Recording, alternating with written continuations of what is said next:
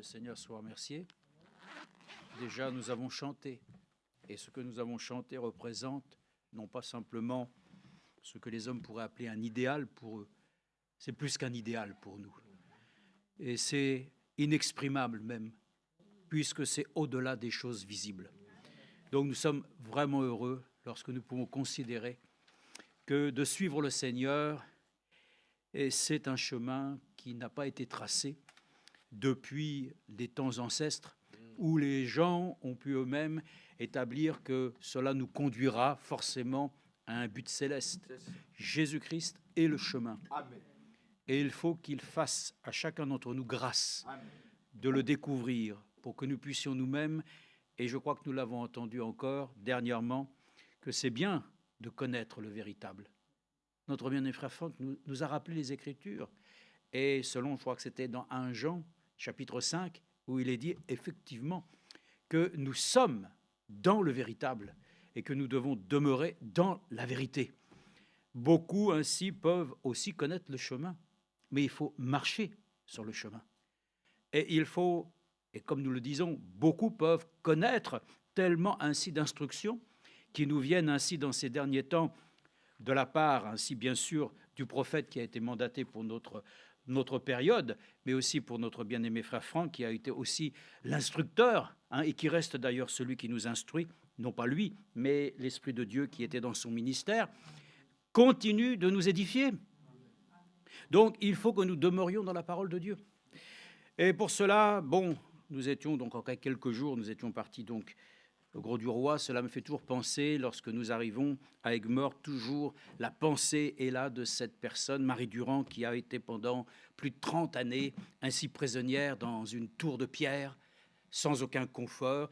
Frères et sœurs, quand je vois souvent les chrétiens qui ainsi sont mécontents, alors qu'ils ont déjà tout ce dont ils ont besoin. Nous avons de quoi nous vêtir, nous avons de quoi nous nourrir, nous avons de quoi ainsi même mettre nos têtes à l'abri, et nous nous plaignons? Non, ce n'est pas possible. Nous devons pouvoir être reconnaissants à Dieu, que notre condition, frères et sœurs, elle est bonne. Parce que l'enfant de Dieu, il sait reconnaître la grâce de Dieu. Et il sait que dans cette humanité, tous n'ont pas ainsi ces éléments qui paraissent être un critère social. Mais frères et sœurs, nous ne voulons pas regarder à la sociabilité des hommes, nous voulons regarder à la communion fraternelle, c'est-à-dire à celle que le Seigneur ainsi institue par ainsi son action expiatoire qu'il a fait pour chacun d'entre nous. Nous sommes en communion les uns avec les autres. Pourquoi? Parce que le Seigneur, comme pour toi, comme pour moi, nous a ainsi pardonné de nos péchés, de nos fautes. Si nous sommes en communion avec lui, nous le sommes aussi les uns avec les autres. Et si nous pouvons demeurer dans cette communion fraternelle, le Seigneur dit lui-même, selon ce psaume 133, que c'est là qu'il leur donne la bénédiction. Amen. Donc il est bon, il est doux pour des frères de demeurer ensemble, et il est bon ainsi de pouvoir considérer donc ceux qui nous ont précédés, nos aînés qui ont fait un grand travail. Oui, vraiment, si nous sommes là, c'est parce qu'ils nous ont ouvert aussi la voie, quelque part. Donc je pense toujours à cette femme ainsi qui est l'image du protestantisme. Bon, le protestantisme aujourd'hui, ça ne représente plus grand-chose, n'est-ce pas? Mais nous savons que la parole de Dieu, elle, est toujours présente. Les hommes passent, mais Dieu demeure. Les fleurs, bon, celles-ci sont de plastique, mais enfin, même si c'était des vraies fleurs, elles peuvent faner, mais la parole de Dieu demeure éternellement. Donc, mais par contre, le souvenir, donc le témoignage, ainsi doit toujours ainsi nous accorder la grâce de pouvoir nous le dire quand même. Et il y en a qui ont été réellement dans les épreuves. Dieu les a amenés, comme il est écrit dans le livre des Hébreux, ils ont été fouettés, torturés, craquelés, martelés. Ils ont été ainsi vraiment été conduits dans des difficultés extrêmes. Mais ils disent qu'ils avaient l'espérance, qu'ils regardaient au-delà de toutes ces choses. Vous rendez-vous compte? Et nous, on est arrivé dans un temps où nous avons encore certaines insatisfactions que nous présentons au Seigneur comme quelque chose qui semblerait être ainsi des choses que le Seigneur non seulement ignorerait, mais en plus qui seraient plus importantes que notre édification dans la foi, dans sa parole. Et ça, ce ne sont pas les choses matérielles de ce monde qui vont nous aider. Ce ne sont pas parce que nous aurions plus ainsi d'éléments de confort que nous allons être plus spirituels. Non, non, non, ça dépend de l'état de notre cœur. Ça dépend donc ainsi de notre engagement avec le Seigneur. Donc nous sommes reconnaissants qui nous donne un cœur pur et un esprit bien disposé pour sa parole. Donc, je pensais simplement que dans les éléments que nous avons vus dans ces derniers temps, et juste avant de pouvoir peut-être parler de ce que j'avais marqué comme quelques notes, quelques versets de l'Écriture, nous rappeler quand même que dans ces temps justement de cette fin d'année, le frère l'a déjà dit, bien sûr, ce sont le temps de ce qu'on appelle les fêtes de fin d'année. Voilà. Heureusement que nous savons que le peuple d'Israël, en son temps, s'est réjoui des fêtes de l'Éternel. Mais les hommes aussi ont besoin de fêtes. Donc, ils s'attribuent certaines fêtes. Et je vais vous montrer encore une fois que, bien sûr, les fêtes sont liées, bien sûr, d'abord à la tradition. Les traditions, mais les traditions, ça vient des religions. Ce sont les religions qui ont établi des traditions. J'aimerais lire avec vous dans Esther quelque chose. Nous le lisions ce matin. C'est dans le livre d'Esther ce qui s'est passé dans le temps, vous savez, que le roi Assuérus, connaissons tous l'histoire, bien sûr, avait une femme qui n'a pas obéi et qui s'est vue ainsi donc... en fait, c'est même elle qui s'est rejetée elle-même, puisqu'elle n'a pas écouté pleinement ainsi le commandement du roi qui était de la faire venir ainsi à sa table, quelles que soient les raisons, elle a désobéi, et cela lui a été fatal. Cependant, dans cette histoire d'Esther, nous voulons plutôt nous attentionner à la fin de l'histoire. C'est au niveau, disons, du dernier chapitre, je crois, que nous avons pu lire. Vous savez qu'il s'est passé donc, à un moment donné, une histoire pathétique, comme les hommes pourraient le dire. C'était Mardochée. Mardochée était un homme qui réellement aimait son Dieu. Et nous croyons qu'ainsi, cet homme a connu aussi des difficultés en ce temps-là. Et Esther a pu elle-même intercéder en faveur du roi lorsque, nous le savons, le peuple d'Israël devait être mis à mal. C'est-à-dire, voilà, nous avons ici, j'essaie de le lire pour trouver la chose, c'est Aman, bien entendu, qui avait donc manigancé une histoire terrible. En tout cas, c'était d'annihiler, c'est de faire disparaître le peuple d'Israël. Vous savez qu'Hitler a voulu aussi lui-même dans ce qu'il a appelé, comment on appelait ça déjà, disons, la solution unique, c'était ça, c'est ça. La solution finale, c'était d'éliminer le peuple d'Israël. Donc, voyez-vous, les esprits continuent toujours. Ça change pas. Aujourd'hui, il y a les mêmes aujourd'hui qui veulent faire disparaître aussi Israël. Ça n'a pas changé. Mais regardez bien simplement. Vous savez qu'en Israël, et c'est là que souvent Frère Franck nous le dit, ce qui a, excusez-moi, mais en quelque sorte, je ne sais pas s'il faut le dire comme ça, mais pourri la vie ainsi spirituelle du peuple d'Israël, c'est de s'être octroyé le fait de pouvoir ainsi attribuer à la parole de Dieu d'autres éléments que le Seigneur lui-même n'a jamais donnés. Ça, c'est le Talmud. Vous savez, ça, c'est une chose sur laquelle on établit des règles. On établit à nouveau de nouvelles lois, on établit de nouvelles ordonnances, de ce que le Seigneur n'a jamais lui-même voulu, n'a jamais donné ces choses-là, mais ils se sont donné d'autres ordonnances. C'est ça, frères et sœurs, que nous voyons, et j'ai discuté dernièrement avec une personne catholique qui a dit, mais oui, mais nous croyons dans la Bible, mais nous croyons aussi à l'œuvre du Saint-Esprit. Bon, jusqu'alors, nous pourrions dire que nous sommes tous d'accord.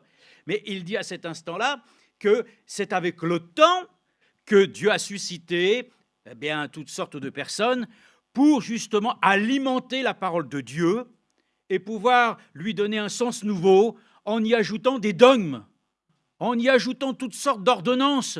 Mais ce sont des choses que les hommes ont ajoutées, frères et sœurs. C'est ça que nous devons comprendre. Ce sont les traditions. Et ça, pour nous, nous devons saisir que réellement, y a-t-il encore des traditions dans notre vie? Noël est une tradition. Et il y a des enfants de Dieu dans ce message qui fêtent Noël. Mais Frère Franck a dit lui-même que nous n'avons rien à voir avec cela, parce que c'est une tradition qui a été créée de toutes parts par des hommes qui ont eux-mêmes fait ainsi une sorte de mixture par laquelle ainsi on a pris le Dieu soleil pour en faire ainsi le fils du Dieu. Vous voyez, en anglais, il le dit Sunday. Et alors, le fils ainsi du soleil, frères et sœurs, pour en faire le fils de Dieu. Et toutes ces choses aujourd'hui se sont manifestées jusqu'à notre temps, où il y a des enfants de Dieu qui encore prennent ça à la légère. Du message. Oui, du message. voilà, par laquelle encore on rentre dans ces choses-là. Frères et sœurs, ce sont des choses qui ont été établies par des hommes. Portons-nous, s'il vous plaît, d'avoir dans notre cœur le désir de répondre aux ordonnances de Dieu. Amen. Parce que toutes ces choses, aux yeux de Dieu, c'est de l'idolâtrie. Ce sont des choses sur lesquelles Dieu lui-même, ainsi, ne peut pas y trouver, bien entendu, du plaisir. Bon, mais si les enfants de Dieu trouvent du plaisir à pouvoir ainsi exécuter des dogmes ou ainsi de toutes sortes de choses comme celle-ci, je ne le comprends pas. Mais bon, ce n'est pas la chose d'essayer de comprendre les autres, c'est déjà de saisir pour soi-même la réalité des choses. Amen. Donc il est écrit ici que lorsqu'il a été décrété que ainsi les Juifs seraient exterminés, c'est là qu'Esther ainsi a eu ouï dire de ces choses, et vous savez comment elle a pu réagir, et tout cela, en tout cas, s'est retourné contre Aman. C'est lui-même qu'on a retrouvé pendu. Lui voulait que Mardochée soit pendu, c'est lui qui a fini ainsi au bout de la corde. Bon, ce qui a été ainsi une situation terrible, c'est que quand il a été décrété donc qu'il fallait que les Juifs soient exterminés, le roi a pu dire c'est un décret, je ne peux pas y revenir. Hein? Et c'est là que ça a été désigné un jour de combat au hasard, c'est-à-dire le pur, c'est-à-dire le hasard, un jour qu'on a désigné comme cela. Et il a fallu qu'Israël puisse, on pourrait le dire, se débrouiller tout seul. Mais Dieu est avec son peuple. Amen. Et le Seigneur lui-même ne nous laissera jamais nous débrouiller tout seul si nous le voulons. Si nous le souhaitons réellement, le Seigneur est avec nous aujourd'hui. Ne nous débrouillons pas nous-mêmes. Laissons-le nous aider, s'il vous plaît. Accordons-nous la grâce de nous laisser encore porter par lui. Pour vous dire quoi? Pour vous dire qu'à cet instant-là, quand le jour fatidique est arrivé, ce peuple juif ainsi a pu triompher de tous les adversaires. Vous avez tous les détails qui sont ici. Et là, le roi Azuréus, à un moment donné, a entendu oui dire que le peuple d'Israël était vainqueur. Et je voudrais le retirer ici pour vous montrer. Je voudrais qu'on le trouve ici. Bon, je crois que c'est ici, à partir du verset 24. Car Aman, fils de Hamdata, l'Agadite, adversaire de tous les Juifs, avait projeté de faire périr les Juifs. Il avait jeté le pour, c'est-à-dire le sort, pour les tourmenter et les faire périr. Mais lorsque Esther se présenta devant le roi, celui-ci ordonna par écrit que le mal qu'il avait projeté contre les Juifs retombe sur sa tête et qu'on le pende à la potence ainsi que ses fils. C'est pourquoi on a appelé ces jours-là Pourim, d'après le mot pour. Ainsi, en vertu de tous les événements rapportés par cette lettre, de ce qu'il en avait vu et de ce qui leur était arrivé, les Juifs instituèrent une tradition irrévocable pour eux. Les Juifs instituèrent une tradition irrévocable. C'est les Juifs qui ont instauré, ce n'est pas Dieu lui-même. Mais dans ce plan-là, vous savez que ce livre-là, c'est le seul livre où le nom de Dieu n'est jamais prononcé. Mais pour vous dire simplement que nous devons savoir, lorsque Dieu lui-même nous accorde la grâce de comprendre ce qu'il attend de nous, de ce que les hommes, eux, attendent de toi, c'est-à-dire toujours en nous donnant des ordonnances et nous donner toujours des choses sur lesquelles nous n'avons rien à faire. Il dit ici, les Juifs instituèrent une tradition irrévocable pour eux, pour leurs descendants et pour ceux qui se joindraient à eux. On célébrerait ces 2 journées selon le mode prescrit et au temps fixé d'année en année.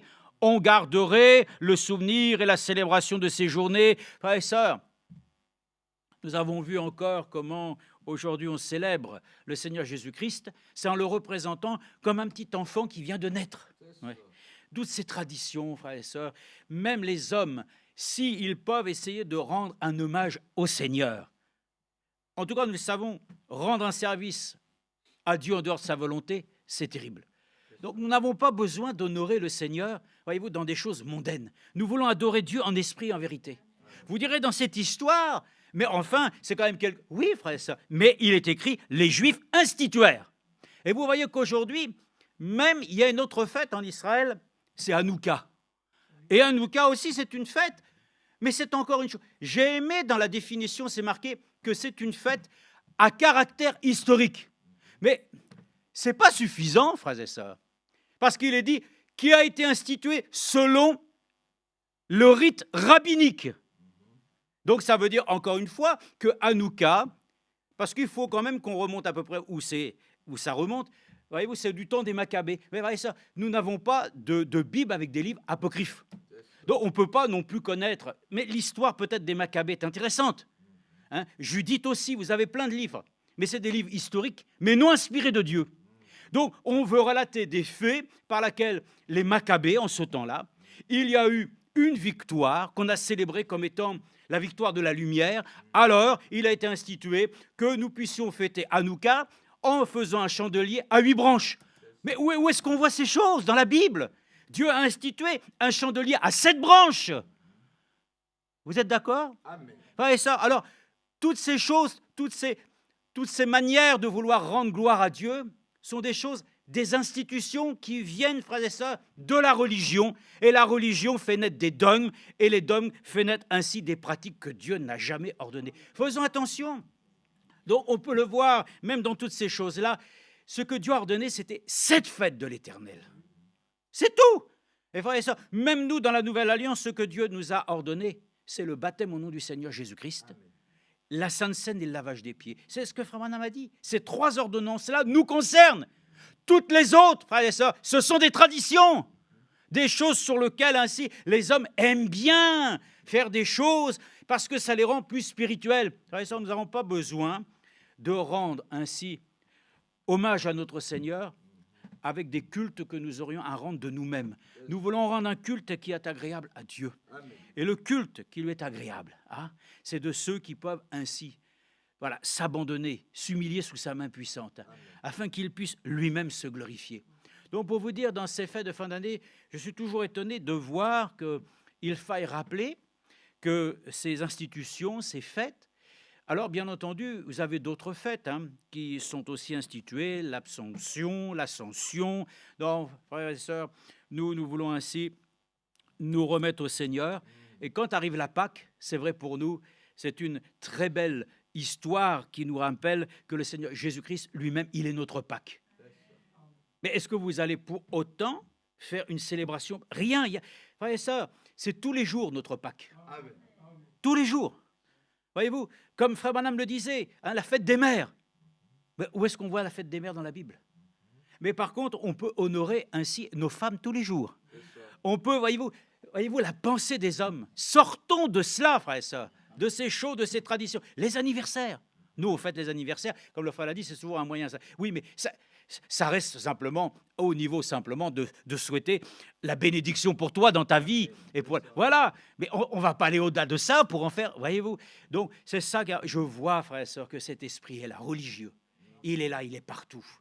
Et il est même chez les chrétiens du message. C'est tout. Je vous dis simplement, faisons attention de voir ainsi et de pouvoir le dire que dans les églises et dans les assemblées, que nous ne fassions pas des choses que nous instituions nous-mêmes, des rites, des pratiques. Non, enfin, ça, dans la maison de Dieu, tout doit se faire comme le Seigneur l'a souhaité toujours.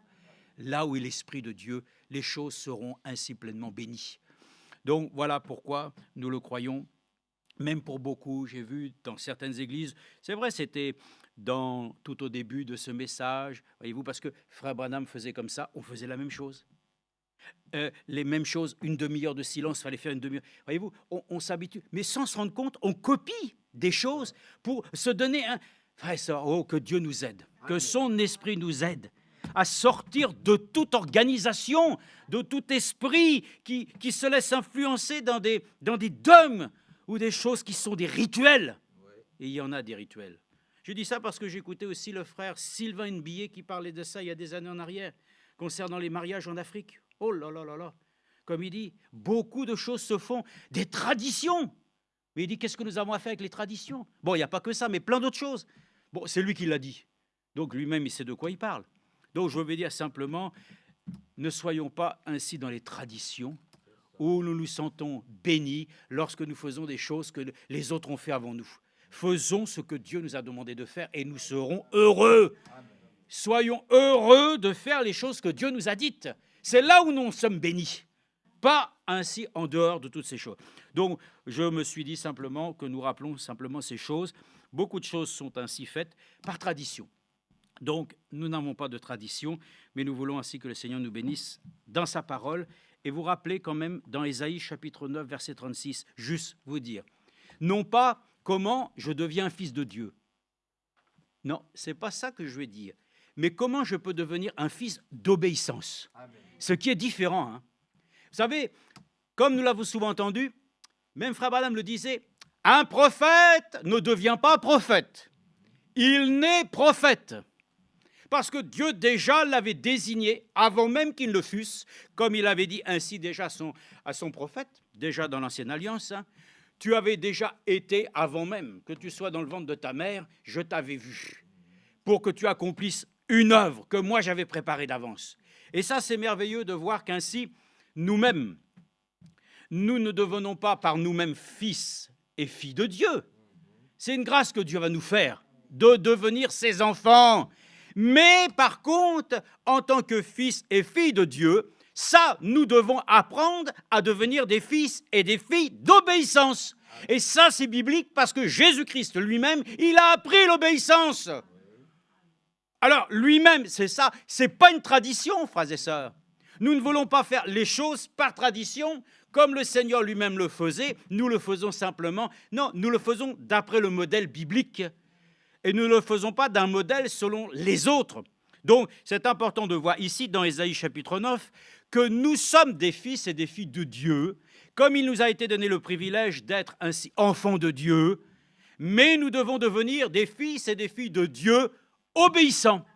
Et puis cela, nous allons pouvoir le voir qu'à travers différentes écritures, même le Seigneur Jésus-Christ lui-même, on va le voir, il a été ainsi confirmé comme étant celui qui était le Fils, le Fils bien-aimé, par laquelle ainsi Dieu lui-même a dit, voici mon Fils, et toute ma confiance est en lui.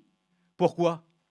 Parce qu'il a trouvé à travers le Seigneur celui qui avait décidé de pouvoir accomplir sa volonté. Et ça, c'est une chose que nous devons aussi saisir pour nous. Devenir des filles d'obéissance, des fils et des filles d'obéissance, c'est d'accepter de pouvoir ainsi non seulement connaître la volonté de Dieu, mais de désirer faire sa volonté. Et Jésus a dit, je suis venu accomplir ta volonté. Ainsi, ma nourriture, c'est de faire ta volonté. Donc, les fils et les filles de Dieu, c'est bien, c'est une très bonne chose. Mais devenir un fils ou une fille de Dieu obéissant est une chose sur laquelle, bien entendu, le Seigneur nous appelle. Et vous verrez qu'ainsi, cela est lié aussi à une adoption. Eh oui, et bien sûr, les fils et les filles d'adoption. Donc, lisons d'abord dans Ésaïe chapitre 9, versets 3 à 6. Il est écrit, « Le peuple qui marche dans les ténèbres voit une grande lumière. Sur ceux qui habitent le pays de l'ombre de la mort, une lumière resplendit. Tu rends la nation nombreuse, tu lui dispenses la joie. Elle se réjouit devant toi de la joie des moissons. Comme on pousse des cris d'allégresse au partage du butin. Car le joug qui pesait sur elle, le bâton qui frappait son dos, la massue de celui qui l'opprime, tu les brises comme à la journée de Madian. Car toute chaussure qu'on porte dans la mêlée et tout manteau roulé dans le sang seront livrés aux flammes pour être dévorés par le feu. Car un enfant nous est né. » C'est bien, hein ? Mais il y a quelque chose de plus grand derrière. Un fils nous est donné. Toi aussi, tu es enfant de Dieu. Il nous a été donné ce privilège d'avoir le droit. C'est un droit. Mais il faut prendre les droits. Et vous savez qu'un enfant de Dieu, il a des droits, il a des devoirs.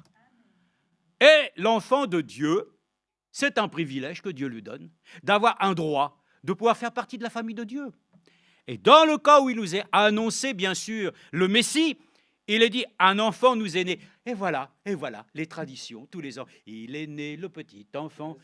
Je suis certain que si je passe quelque part là, on va entendre ça.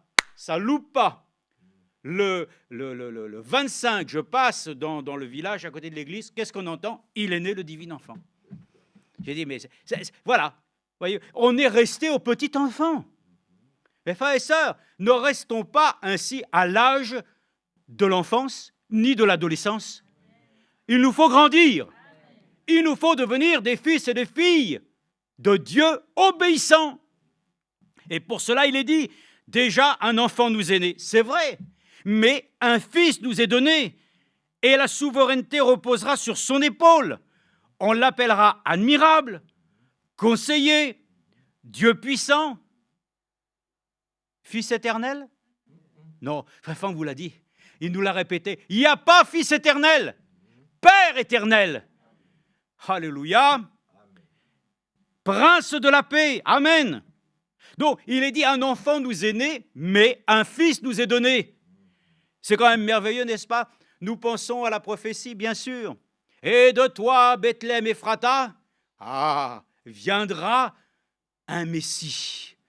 Donc, c'est important de voir que dans la notion déjà d'enfant, Dieu déjà voit la chose par laquelle l'enfant doit devenir fils.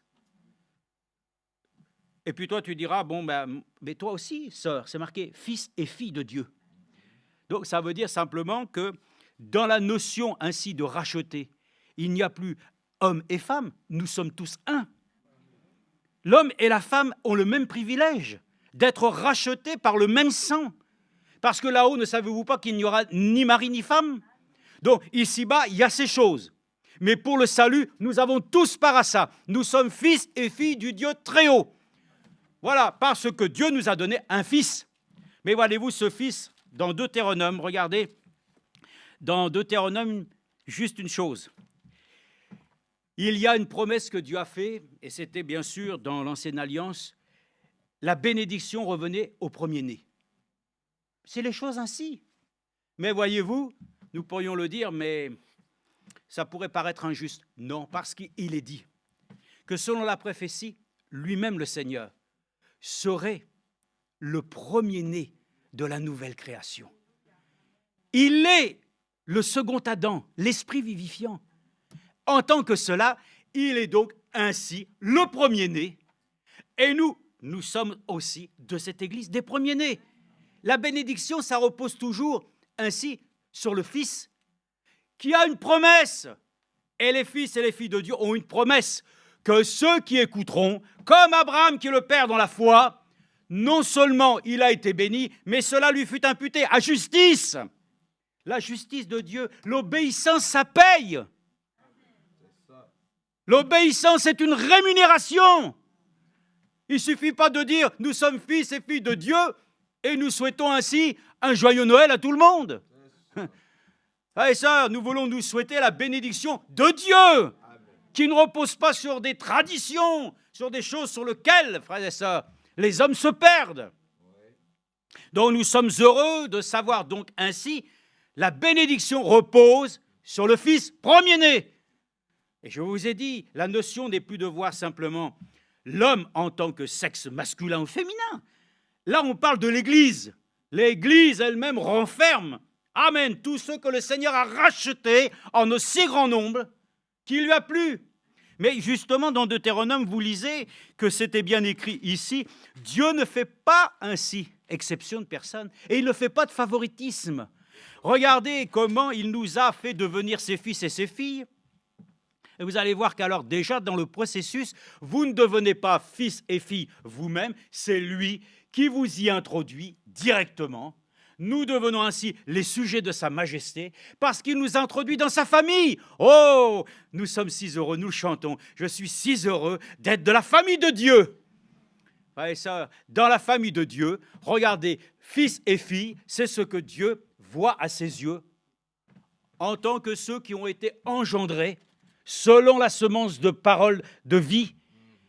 Mais là, oh, je vois qu'Abibi, ça va-t-il ma fille? Bon, ok. Mais d'abord, premièrement, tu es ma sœur. Je suis ton frère. Dans les liens de la fraternité, nous sommes frères et sœurs en Christ. Mais devant Dieu, nous sommes ses fils et ses filles. C'est une chose plus élevée, n'est-ce pas? Parce que, nous le savons, dans l'Église des premiers-nés, le Seigneur disait ici dans cette, Deutéronome 21, regardez, moi ça m'avait un peu, quand on voit la chose, la pensée humaine, mais Deutéronome 21, c'est le chapitre, 21, verset 15, et il est dit, si un homme, alors là, évidemment, il y en a qui peuvent essayer de dire, voyez-vous, la polygamie, ça existe. Il faut ramener les choses dans le contexte où c'était pour l'époque, et dont les choses ont déjà été dites et annoncées de la part ainsi des serviteurs mandatés pour nous montrer que non, ça ne justifie en rien qu'un homme puisse avoir plusieurs femmes. Non, non, ça n'a rien à voir. Et d'ailleurs, vous le prenez dans le contexte où il est dit ici simplement, si un homme qui a 2 femmes aime l'une plus que l'autre, et s'il a des fils de celle qu'il aime davantage et de celle qu'il aime moins, et que le premier-né soit de la femme qu'il aime moins, il ne pourra pas, quand il partagera l'héritage entre ses fils, donner le droit d'aînesse au fils de celle qu'il aime davantage, de préférence au fils de celle qu'il aime moins et qui est le premier-né. Mais il reconnaîtra pour premier-né le fils de celle qu'il aime moins et lui donnera sur tout son avoir une double part, car ce fils est les prémices de sa vigueur, le droit d'aînesse lui appartient. Amen. Ce n'est pas une question, voyez-vous, de choix que Dieu a fait en fonction de sentiments humains. Il nous a aimés parce que nous sommes d'abord, premièrement, de ceux qui avons accepté qu'il puisse venir dans ce monde pour pouvoir ainsi expier nos péchés. Nous l'avons reconnu comme le Fils de Dieu, celui par lequel ainsi nous trouvons une raison encore cet après-midi de considérer que lui-même, qui était un fils d'obéissance, ne peut pas nous faire devenir autre chose que des fils et des filles d'obéissance. Parce que lui-même, s'il a été comme cela, notre caractère est de devenir ainsi. Donc, le Seigneur nous accorde la grâce de voir que la promesse donc des fils de ceux qui ont la promesse sont ceux qui sont donc les premiers-nés. Et les premiers-nés, ce sont ceux qui sont, comme il a été écrit, Jésus lui-même, il est le second Adam, celui qui est le principe de la nouvelle création, étant lui-même le premier-né, et dont nous sommes nous-mêmes ainsi ses descendants. C'est merveilleux de savoir que nous sommes fils et filles du Dieu très haut, mais que le Seigneur donc nous dise que ce soir nous le sommes parce que nous avons accepté ainsi le salut par grâce. Mais le fait d'être un fils et une fille de Dieu n'est pas suffisant si nous ne devenons pas nous-mêmes des fils et des filles d'obéissance. Lisons ensemble 1 Jean, et c'était justement dans 1 Jean, chapitre 5 tout à l'heure qu'on avait fait référence. Mais dans 1 Jean, nous pouvons lire aussi une écriture concernant, 1 Jean chapitre 5, les versets 1 à 2. « Quiconque croit que Jésus est le Christ, il est né de Dieu. » Amen. Il est né de Dieu. Vous êtes de nouvelles créations. Je suis une nouvelle créature. C'est lui qui est le principe de la nouvelle création. Amen. Il faut que nous saisissions que nous sommes ses fils et ses filles à cause de ce principe. Que lui-même, que celui qui croit que Jésus est le Christ est né de Dieu, et quiconque aime celui qui l'a engendré, amen, aime aussi celui qui est né de lui. À ceci, nous reconnaissons que nous aimons les enfants de Dieu, quand nous aimons Dieu et que nous pratiquons ses commandements. Car l'amour de Dieu consiste à garder ses commandements, et ses commandements ne sont pas pénibles. Amen. Donc le principe des fils et des filles de Dieu, c'est que quiconque aime celui qui l'a engendré, aime aussi celui qui est né de lui. Donc nous avons été aussi engendrés. C'est la filiation, vous comprenez? Donc derrière le fait d'avoir des fils et des filles, il y a une bénédiction qui est derrière tout ça. Mais la bénédiction ne vient pas, frères et sœurs. Elle ne peut pas venir tant qu'il n'y a pas un abandon pour arriver au point de dire, Seigneur, ma bénédiction, c'est d'apprendre à t'obéir. Et même, il est écrit que Jésus lui-même, quand il avait eu, pendant quelques jours, à être cherché par ses parents, et qu'à cet instant-là, bien sûr, Marie et Joseph le cherchaient, qu'ils l'ont retrouvé dans le temple, et qu'ils lui ont dit, mais enfin, qu'est-ce que tu fais? Ça fait 3 jours qu'on te cherche. Hein? Mais il a dit, ne savez-vous pas que je dois m'occuper des affaires de mon Père? C'était une chose merveilleuse, n'est-ce pas? Qu'il puisse comprendre qu'il était là pour servir une cause qui n'était pas de satisfaire la volonté ainsi de ses parents, mais celle de Dieu. Mais pourtant, il est dit, à partir de cet instant, il obéit à ses parents. C'est important, frère et sœurs. Vous allez voir que l'obéissance, vous la retrouvez partout. Vous allez le trouver dans les couples. Vous allez le trouver. Comment la femme peut-elle ainsi obéir à son mari? Comment est-ce que nous pouvons aussi obéir aux autorités? Comment est-ce que... Oh, frères et sœurs, voyez-vous, il nous faut apprendre l'obéissance. Sans l'obéissance, frères et sœurs, nous n'acceptons rien. Nous n'acceptons rien parce que notre nature rebelle va s'opposer. Alors que nous devons accepter que dans la grâce du Seigneur, nous puissions devenir de l'obéissance. Comment sommes-nous ainsi reconnus comme étant des fils? Regardez dans Galates comment les choses sont dites aussi. Parce que nous allons le voir, le Seigneur Jésus-Christ lui-même, il a appris l'obéissance. Oui, oui. Il a appris comment? Ah, c'est ça, oui. Mais il a dit par ses souffrances. Il a souffert et il a eu part aussi à des choses sur lesquelles nous avons part aujourd'hui. Il y a beaucoup d'enfants de Dieu qui ne comprennent pas que pour que nous puissions obéir, le Seigneur nous fait... Alors on va dire, mais le Seigneur, il prend plaisir à nous faire souffrir. Non, non, non, non, non, non. Non, non, le Seigneur ne nous fait pas souffrir comme ça inutilement. Non, non, il nous apprend, frères et sœurs, à travers nos difficultés, à découvrir son amour. C'est différent. Dieu n'est pas un Dieu qui est un père fouettard pour pouvoir toujours ainsi corriger d'une... Non, il est amour. Dans son amour, il nous corrige et il nous fait traverser des épreuves douloureuses afin d'apprendre l'obéissance. En tout cas, les choses sont dites ainsi dans la parole de Dieu. Après, peut-être que nous avons un autre principe. Écoutez, vous le prenez, mais moi, je garde celui du Seigneur. Parce que c'est comme ça que lui-même est arrivé ainsi au point où il a pu être rendu obéissant jusqu'à la mort de la croix. Oui, l'obéissance conduit jusqu'à la mort de soi-même. Eh oui, c'est ça, parce que nous sommes encore tellement bien vivants à nous-mêmes que nous obéissons souvent à nos desiderata. Donc, Galates, chapitre 3, verset 26. 3, verset 26, il est dit ici. Verset 3, verset 26, ou on va dire à partir du verset 24. « Ainsi la loi était un précepteur pour nous conduire à Christ, afin que nous soyons justifiés par la foi. La foi étant venue, nous ne sommes plus sous ce précepteur, cet éducateur. Car vous êtes tous fils de Dieu par la foi en Jésus-Christ. Vous qui avez été baptisés en Christ, vous avez revêtu Christ. Il n'y a plus ni juif ni grec, il n'y a plus ni esclave ni libre, il n'y a plus ni homme ni femme, car vous, vous êtes un en Christ Jésus. Et si vous êtes à Christ, alors vous êtes la descendance d'Abraham, héritier selon la promesse. » Amen. Les fils et les filles de Dieu, c'est eux qui ont la promesse. Et ça, c'est une chose pour nous, disons, qui nous rassure, que ces promesses s'accompliront pour chacun d'entre nous, en son temps. Or, je le dis, aussi longtemps que l'héritier est enfant, il ne diffère en rien d'un esclave, alors qu'il est le maître de tout. Il est soumis à des tuteurs, à des administrateurs, jusqu'au temps marqué par le Père. Nous aussi, lorsque nous étions enfants, nous étions asservis aux principes élémentaires du monde.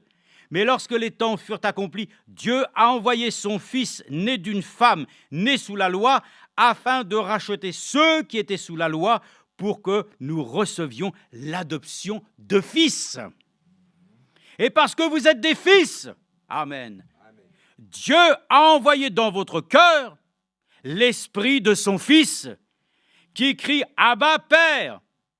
Ainsi, tu n'es plus esclave, mais fils.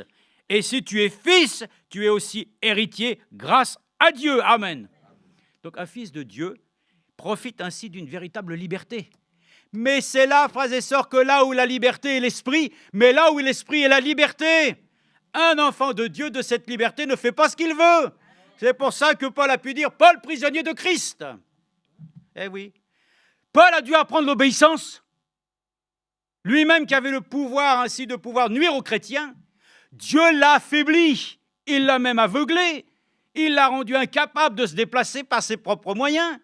Mais Dieu lui-même a dû lui apprendre aussi à obéir. Frère Branham a dû apprendre à obéir. Nous l'avons encore entendu dernièrement, lui-même a pu le dire lorsqu'il était sur son canot essayant de démarrer. Il a dit « J'ai désobéi à Dieu. J'ai désobéi. J'ai écouté la voix d'une personne qui me disait « Néglige ainsi ces pentecôtistes, ces holy rollers, ces gens qui se roulent par terre, ces saints, néglige-les. » Mais il a désobéi. La désobéissance, frère Franck l'a rappelé. Encore une seconde fois, va donc d'abord en Afrique avant d'aller en Inde, ou l'inverse. Oui, ben, il a suivi ainsi ce que les hommes avaient préparé. Oui, ben vas-y. Mais vas-y, mais tu auras des comptes à rendre. Et ça, la désobéissance, frères et sœurs, c'est ça qui nous conduit dans les traditions. Et Frère Branham, je l'ai lu ici, je pourrais même le lire sur le téléphone parce que j'avais une citation où il parle de ça, mais il dit lui-même, la désobéissance, d'abord, premièrement, elle est comparable à la magie. Oui, oui, c'est écrit. Déjà, donc c'est pas terrible. Hein? C'est comparable à la magie et toutes ces choses. Mais Frère Branham dit ceci, la désobéissance conduira inéluctablement vers la rébellion contre la parole de Dieu. Oh là là! Désobéir à Dieu nous met en rébellion avec Dieu. C'est pour ça qu'il est dit, le Père et le Fils étaient un. Il y avait un désir complet de faire la volonté de son Père. Le Père et le Fils étaient un, unis ensemble. L'obéissance vaut mieux que tous les sacrifices. Et l'obéissance, frères et sœurs, elle est porteuse ainsi d'une très grande bénédiction. Donc c'est pour nous dire encore une fois, même les hommes de Dieu, Frère Franck lui-même l'a dit plusieurs fois, il a dit quand il était à Marseille, mais il faut écouter les choses. Parce qu'on écoute, bon, globalement, ce que le Seigneur avait à lui dire concernant les 7 tonnerres. Hein, il n'y a rien à dire sur les 7 tonnerres. Bon, c'est tout, c'était clair et net. Prêche la parole, 2 Timothée 4:2. Prêche la parole, voilà. Mais il dit, j'ai compris, je ne dois prêcher que la parole écrite. Mais quand il a été le matin à 5h30 du matin ou quelque chose comme ça, que le Seigneur a dit, lève-toi. Ça n'a pas été du premier coup. Hein. Et il a dit, il a fallu une deuxième fois, mon serviteur, lève-toi et lis. Voyez-vous, ce n'est pas dans notre nature hein, d'obéir à Dieu comme ça. Hein. Mais est-ce que ça ne serait pas un sujet de prière que de demander à Dieu qu'il nous apprenne à lui obéir? Apprends-nous à prier, apprends-nous à être sages, apprends-nous à aimer, apprends-nous aussi à t'obéir.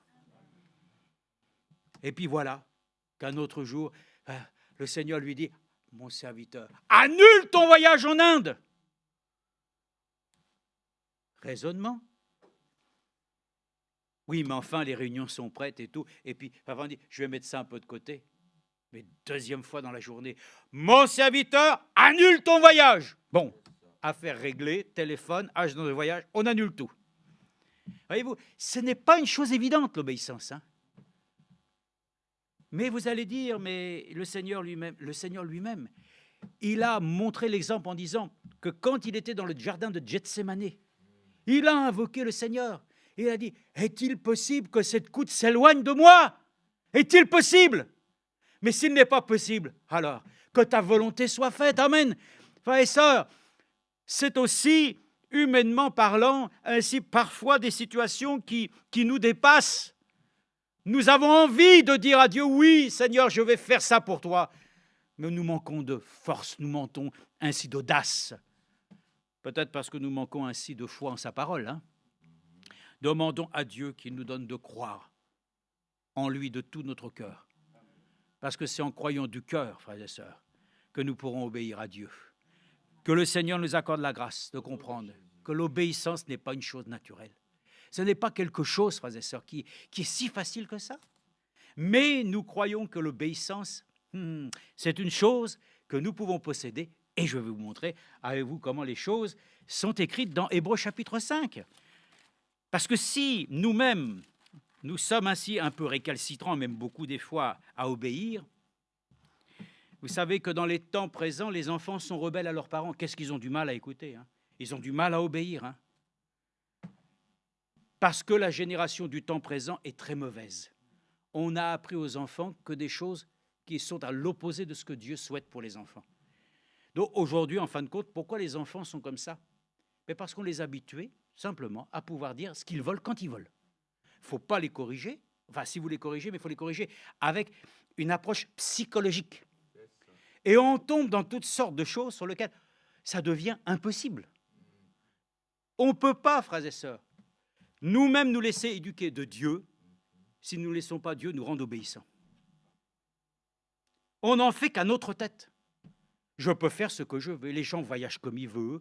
Je fais ce que je veux. Oui, mais fais ce que tu veux. C'est ta liberté. Mais il y a une chose que nous devons rechercher, c'est quand même que Dieu nous soumette à sa volonté. Amen. Que Dieu nous soumette et que nous puissions le dire. Oui, Seigneur, il y a beaucoup de choses que j'aime pas, mais tant mieux. C'est comme ça que tu vas apprendre l'obéissance. C'est d'arriver, frères et sœurs, à accepter que justement, moi-même, je l'ai toujours dit, écoutez, moi, à mon âge, avec mon temps de travail que j'ai eu, ma retraite, il y avait longtemps que j'ai dit à Monique, si c'était humainement parlant, moi, je serais déjà parti là, à la Méditerranée. Mais qu'est-ce que je vais m'embêter? Le climat est meilleur.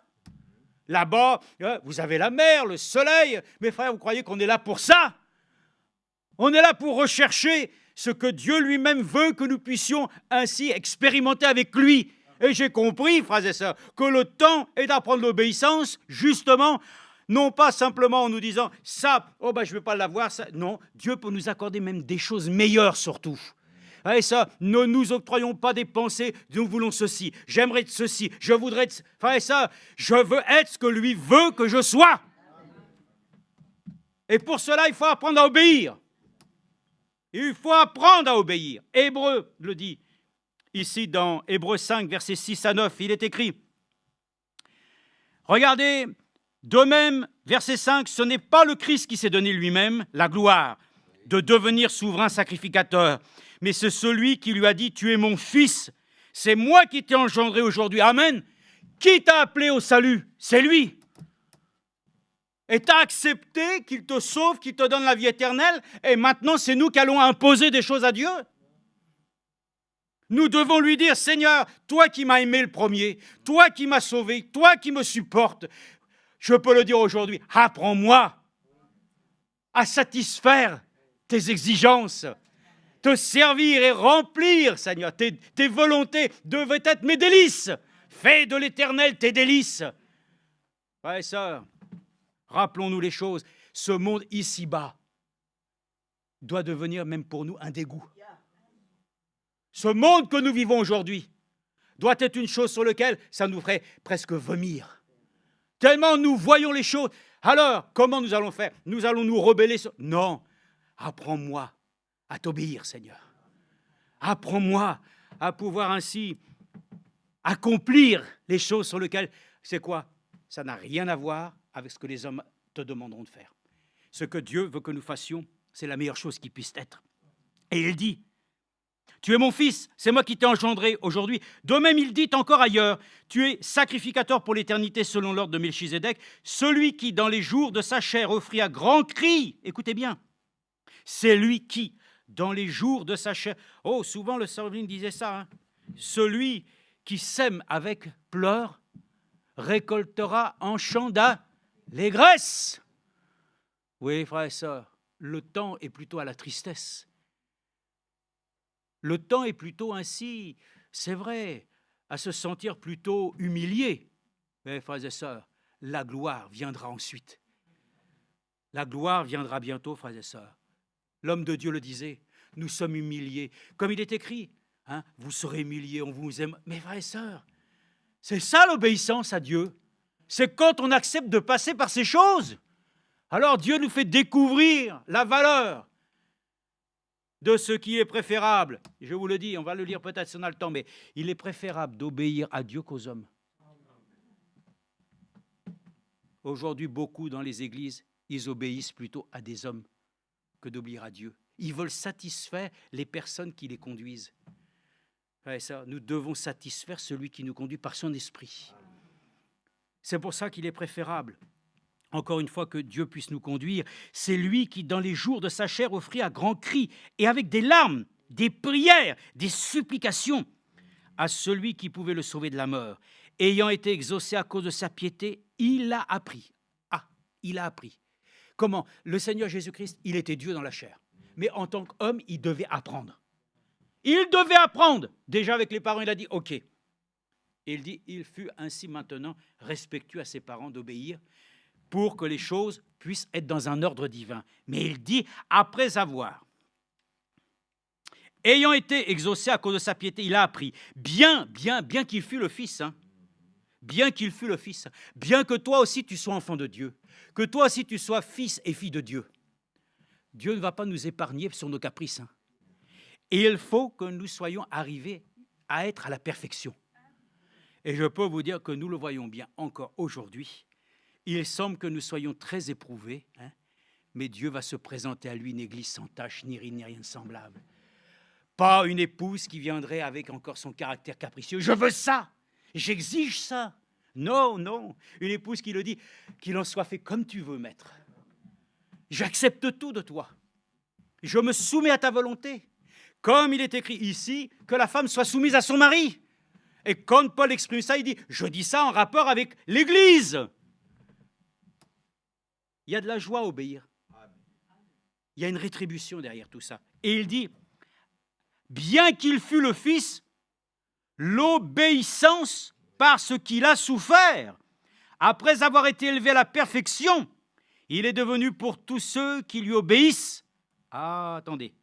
Après avoir été élevé à la perfection, il est devenu pour tous ceux qui lui obéissent. Amen. Levons tous la main, nous obéissons tous à Dieu. Mais avec beaucoup parfois de faiblesse. Mais dans notre cœur, nous avons un désir. Seigneur, nous voulons t'obéir. Il y a un petit cœur qui le disait, je crois, je sais, mais il y avait un cœur. Nous voulons apprendre à t'obéir.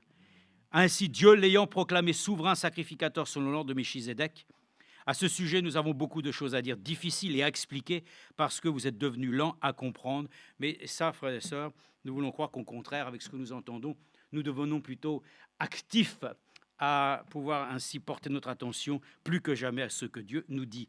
Romains 1, je crois, non, pensez, oui, 2 Corinthiens, écoutez bien, là aussi, c'est notre problème, hein, un autre problème. Hein. Nous sommes désobéissants parce que souvent, nous nous laissons aller. Nous nous laissons aller à toutes sortes d'informations. Nous l'avons déjà dit, les enfants sont éduqués aujourd'hui parce que leur téléphone portable les éduque. Les médias et les choses ainsi, c'est ça qui éduque les gens aujourd'hui. Parce que c'est la science et la connaissance des choses du monde qui prennent le dessus. Mais qu'est-ce qu'on va pouvoir y faire? Moi, je dis, moi, je sais qu'on ne peut rien faire, mais Dieu peut tout faire. À nous de pouvoir le dire, encore une fois, que nous puissions veiller vraiment à ce que nous-mêmes, déjà, nous ne nous laissions pas tromper avec ces choses et que nous puissions le dire ainsi aussi bien que nous pouvons trouver de bonnes choses. Bon, la première chose que nous trouvons bien, c'est dans la parole de Dieu. Déjà, c'est là que nous sommes bénis. Mais ainsi, il est dit dans 2 Corinthiens, chapitre 10, verset 5, il est écrit, regardez bien, nous renversons les raisonnements et toute hauteur qui s'élève contre la connaissance de Dieu. Et nous amenons toute pensée captive à l'obéissance au Christ. C'est là le problème. Pour apprendre à obéir à Dieu, il faut déjà que nos pensées soient captives de lui. Oui, par contre, regardez, et c'est pour ça que nous venons le dire, la parole va devenir insupportable aujourd'hui dans ce monde.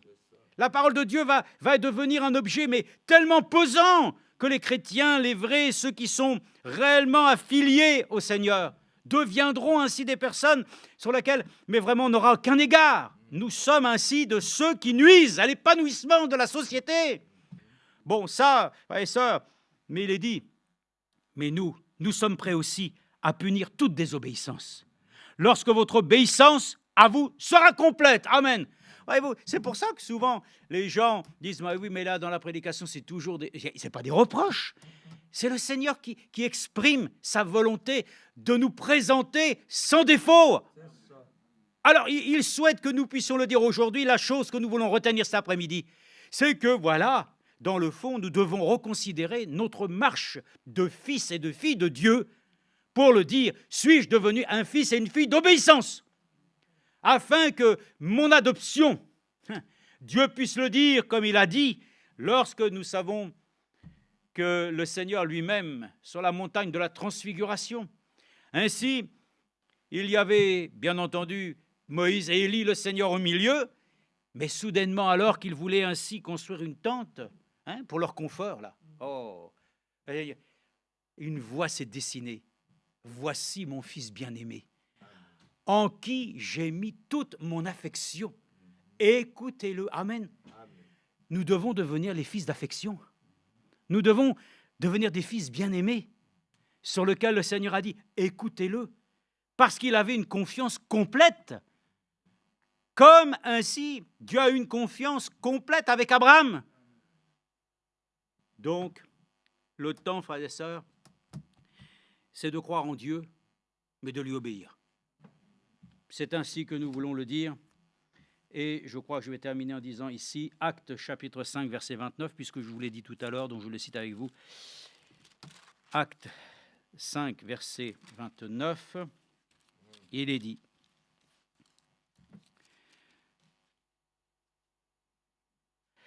alors que nous savons que les religieux, n'est-ce pas, voulaient interdire formellement qu'ils puissent enseigner, verset 28, nous vous avions formellement défendu d'enseigner en ce nom-là, et voici que vous avez rempli Jérusalem de votre enseignement, et que vous voudriez faire retomber sur nous le sang de cet homme.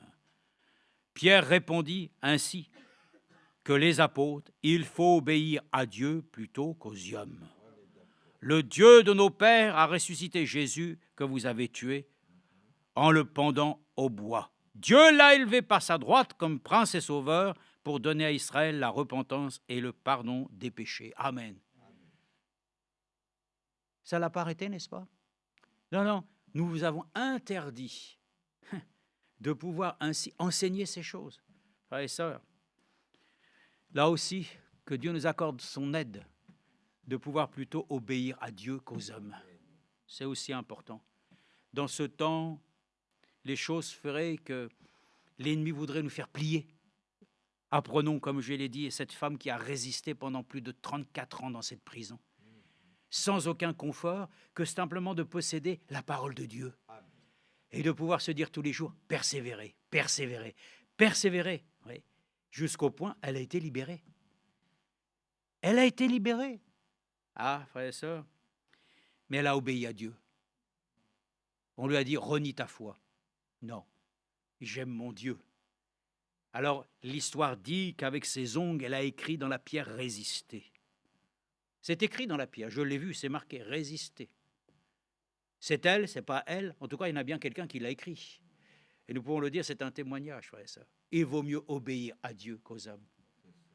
Que Dieu nous aide à pouvoir lui obéir et de pouvoir ainsi, au jour de la difficulté, que nous puissions toujours confesser le nom du Seigneur. Amen. Et regardez, c'était en lien avec ce que je disais tout à l'heure, nous ne sommes pas ainsi au service des hommes, et la parole de Dieu dit dans Romains chapitre 6, verset 16, « Ne savez-vous pas que si vous vous livrez à quelqu'un comme esclave pour lui obéir, là là, frères et sœurs, nous avons vu des choses terribles dans l'Église aujourd'hui, des frères et des sœurs qui obéissent aveuglément à leur conducteur. Aveuglément! Nous ne donnerons pas de détails, mais frères et sœurs, nous ne sommes pas au service ici des hommes. Nous sommes au service de Dieu. Nous n'avons rien à exiger de personne. Mais toi et moi, nous devons obéir à Dieu, que ça plaise ou que ça ne nous plaise pas. Et c'est ainsi qu'alors le Seigneur lui-même va nous bénir. C'est pour ça qu'il dit, soumettez-vous les uns aux autres. Qui aujourd'hui ronchonne parce que simplement, voilà, il y a des choses sur lesquelles, dans ce monde naturel, que nous sommes ainsi confrontés tous les jours. Vous prenez un feu rouge, le frère l'a dit, au travers. Ben c'est Billy, d'un seul coup il m'appelle. Oh, oh, oh, oh, t'as franchi le feu rouge. Comment ça? Je lui dis, ah bon? Ben, je lui dis, ah oui, oui. C'est un feu rouge qui était assez long, on était ensemble, mais le feu s'est mis à vert, c'était à droite. Mais le feu vert n'était pas pour moi. Eh oui. Ben, j'ai dit, bon, ben, si effectivement, il y a. Mes frères et sœurs, c'est une image parce que je ne l'ai pas fait volontairement. Hein. Mais, frères et sœurs, nous sommes soumis à des règles. Est-ce que nous sommes prêts aussi à obéir aux autorités? Parce que lorsque frère Franck a dit l'autre jour, je dis ça parce que moi, le frère l'a dit, c'est en rapport de ce que nous entendons. Hein. Le frère a dit, déjà le fait que les gens aujourd'hui discutent politique, qui commencent à mettre toutes les choses, voilà, enfin, on n'a aucune argumentation à tenir pour la politique. Priez pour votre président si vous le voulez, Mais l'Écriture le dit, priez pour ceux qui vous dirigent. Bon, pour le reste, voilà. Mais je veux dire, frères et sœurs, nous sommes là, comme le frère l'a dit, celui qui déjà s'oppose aux autorités que Dieu lui-même a placées et instaurées, se met déjà en rébellion avec Dieu.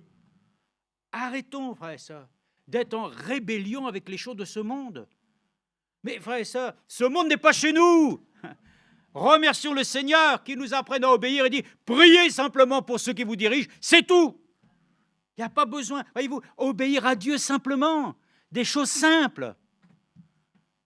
Pardonnez-vous les uns les autres. Si quelqu'un a sujet de se reprocher, toutes ces choses-là, il faut obéir à Dieu.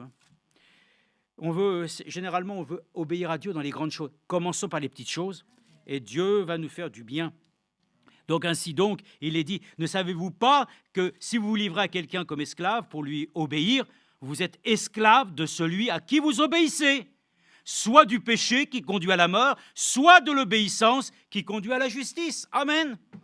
Mais grâce à Dieu, après avoir été esclave du péché, vous avez obéi. Comment ? J'ai compris les choses, donc c'est mon entendement qui... Non, nous n'acceptons pas simplement par raisonnement.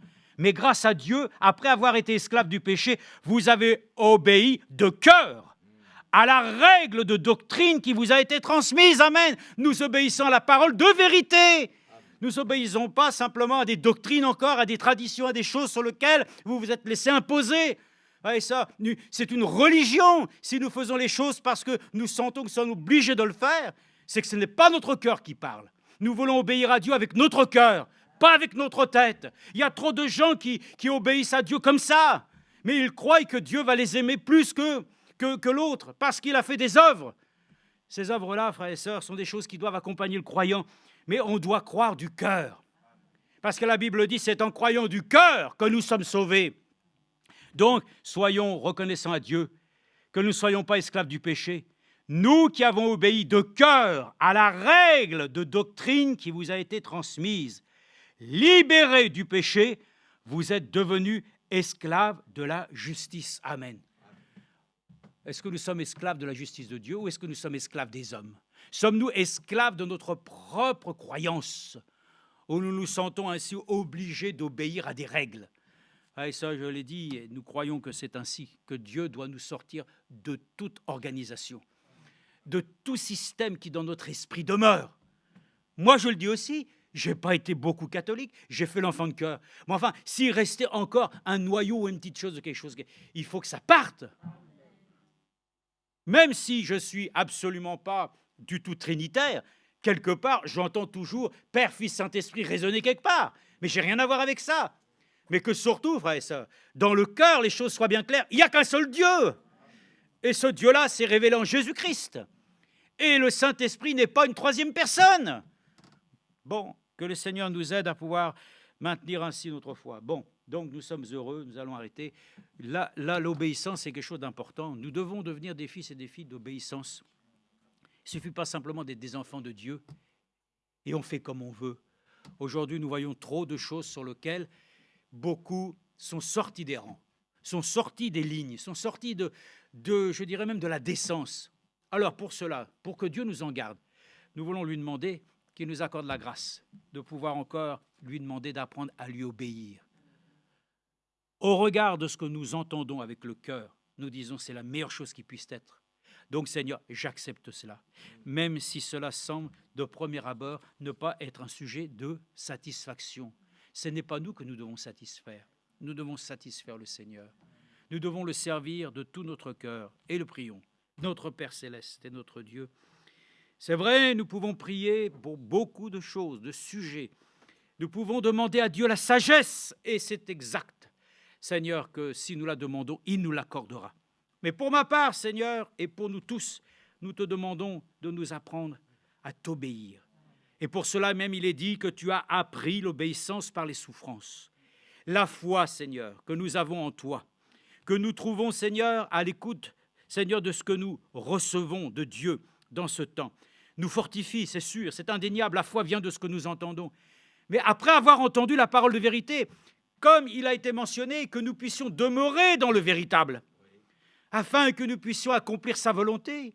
et que si nous l'avons accompli, alors, ô Dieu, nous pourrons le dire, nous sommes des fils et des filles d'obéissance, par laquelle ainsi le Seigneur lui-même se retrouve.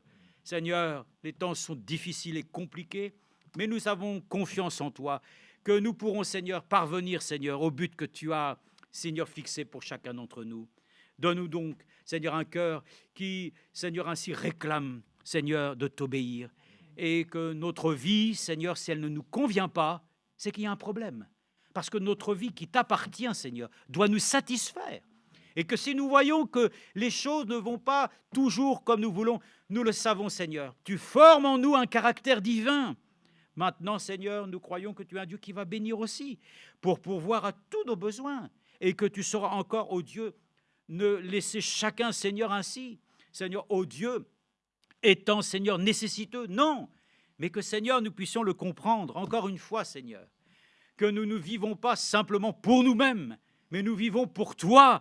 Et Seigneur, nous voulons, alors que nous le savons, nous sommes morts avec toi, nous voulons aussi ressusciter avec toi, et nous voulons vivre avec toi, Seigneur, comprenant que la patience produit la persévérance va conduire, Seigneur, ainsi, ô Dieu, à l'espérance, et l'espérance, ô Dieu, Seigneur, jusqu'à la victoire dans la foi, Seigneur, et ce qui triomphe, Seigneur du monde, c'est notre foi.